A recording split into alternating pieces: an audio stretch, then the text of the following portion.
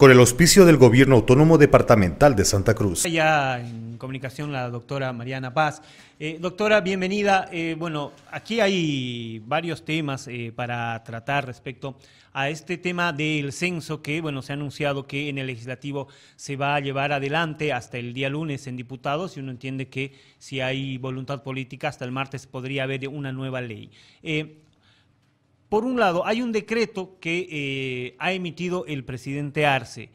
Se quiere reemplazar al decreto con esta ley. ¿Es posible hacer eso para empezar la entrevista, doctora? Buenos días, Alberto. Muchas gracias por la invitación. La verdad que, como siempre, es un placer. Contestando a tu pregunta, primero, en la estructura legal que tenemos en nuestro país, un decreto está por debajo de una ley.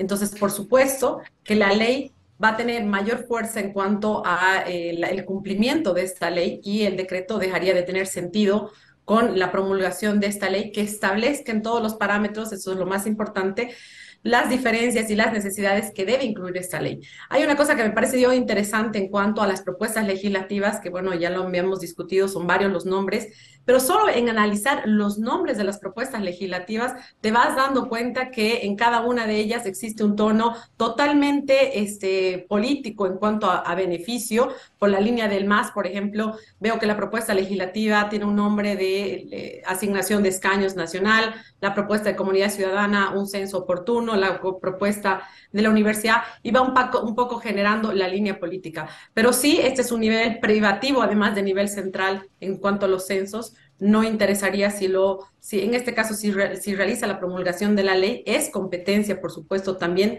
del Poder Legislativo la realización de un censo. En ese tema, ya la viceministra de Comunicación, también el ministro de Planificación, algunos diputados han asegurado que al ser un tema que el presidente debe tomarlo de manera privativa, la ley podría tener algunas consecuencias por lo que tiene que pasar a control constitucional. ¿Cómo es esto? Es decir, si el presidente no quiere, si el presidente dice no, es mi competencia solamente, ¿la ley puede quedar en el abandono? De ninguna manera, César Alberto, porque el artículo 298 de la Constitución Política del Estado, en el inciso 16, establece la realización del censo, pero en cuanto a una competencia central del Estado. No vamos a hablar, central del Estado puede ser el Poder Ejecutivo en cuanto a un decreto, pero el decreto no tiene la fuerza normativa que debería ser, sino va a tener aún mayor fuerza normativa, por supuesto, la ley a nivel central. Entonces, esta también es una competencia privativa del Poder Legislativo. Puede ser, cualquier ley puede pasarse por un control constitucional, también establecido en el artículo 202 de nuestra Constitución Política del Estado, este control de puro derecho, que es un control abstracto, competencia del Tribunal Constitucional, lo puede plantear si está en las facultades el presidente, el vicepresidente, los asambleístas en cuanto a una ley no cumpla con los principios de constitucionalidad. Pero no olvidemos que una ley promulgada que cumpla en cuanto a la competencia, al espacio, esta presume su legalidad hasta que no se pruebe lo contrario. Ahora, entonces, ¿la ley puede modificar la fecha de realización del censo? Sí, así es, puede, porque la ley tiene mayor fuerza normativa, estructura además, por supuesto, al tratarse de emitida por la Asamblea Nacional, que además cuya competencia justamente la de legislar.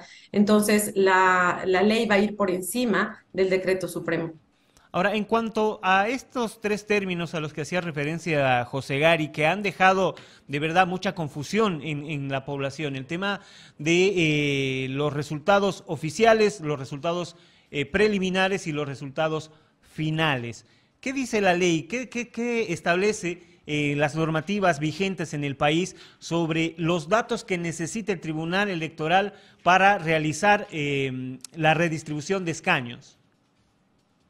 Bueno, me parece una pregunta muy importante además porque lo había escuchado a José Gari el día de ayer que había hablado igual sobre este tema. Y me parece importante porque además el presidente del Tribunal Supremo Electoral ha hecho muchísima énfasis en su primera declaración pública sobre los datos oficiales.